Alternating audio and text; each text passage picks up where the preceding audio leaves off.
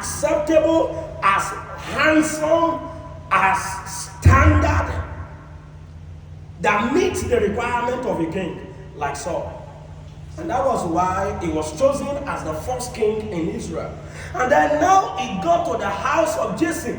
Immediately he saw Eliab. Appearance is what I'm dealing with. Immediately he saw the appearance of Eliab. He didn't say doubtedly. He didn't say probably. How can a first-class prophet? At that time, Samuel did not need to close his eyes before he saw. But he missed it at this point.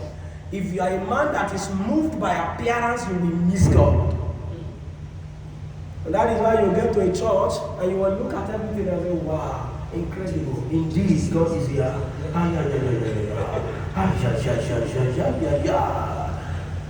And then you say, if they give me that microphone, I will sound. Appearance. And that is why a lot of prophets has misbehaved for you, because they know that you like appearance.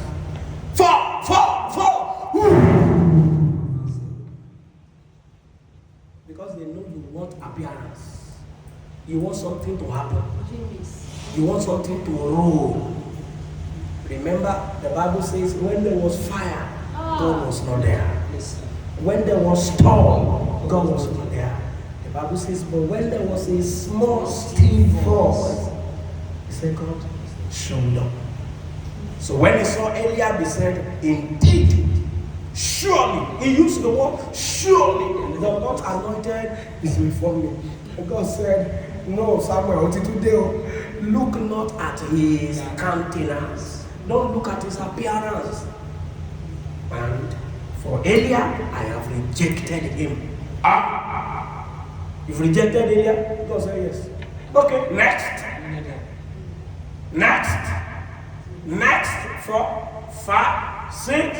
When he was the seventh one, I know Samuel would have adjusted himself and said, oh, wow. Number 7, he did. Number 6. And then when the 7th one passed, and God said, rejected. He will say, shaking Shele Jesse alone. Shaking Shele Jesse Lenny Lord. Jesse, are these your sons? He said, yes, these are my sons. But are these all? He said, there's one, the youngest now, but if there's no king here, now, if you cannot find a king in Eliab, in Abinadab, how can you find a king in David? Is he your son? He said, yes, I will not stand, I will not sit until he comes. That's what integrity of heart will do to a man. I've told you before that God told me that the days of all these wobbles on the pulpit will soon come to an end. I've told you before that the days of this noise on the pulpit is soon coming to an end. Hold on to the integrity of your heart. Don't be a man of God that can be bought over. Don't be a Christian that can be bought over. What God prides in is not appearance, not the number of churches we have been able to build, not the number of branches we have been able to raise, not the number, all of those things in the fullness of time.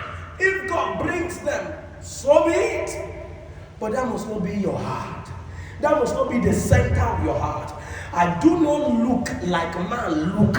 I do not see like man see. There is a way God sees. There is a way God looks. And when David said, okay, God returned again and said, anointed, for this is he. What qualified him? His heart. The integrity of his heart. That was what qualified him. He was 100% accountable as a young man. Nothing was missing, nothing was lost. In fact, at the peril of his life, David defended the sheep. Remember, he said, when a bear showed up, I tore a bear. A bear showed up so that the bear will not eat his father's animal. He didn't run. That is accountability. I'm in charge. I understand my role, my obligation. I will rather lose my life than you affecting the sheep under my care. And a bear came When God saw the integrity of his heart, he empowered him. He took